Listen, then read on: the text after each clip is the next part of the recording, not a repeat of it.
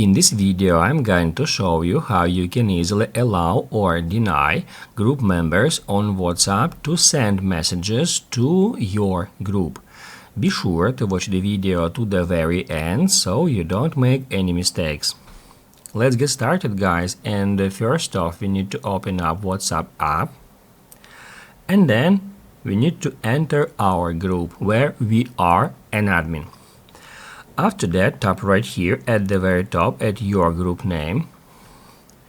Then scroll down a bit until you find Group Permissions. Get into it, and basically that's where we can easily find an option which is called Send Messages.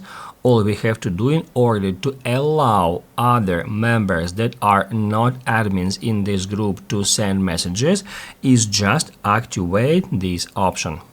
If you want to deny sending messages from non-admins persons, turn it off. Basically, guys, that's it. So if this video was helpful for you, don't forget to hit the like button.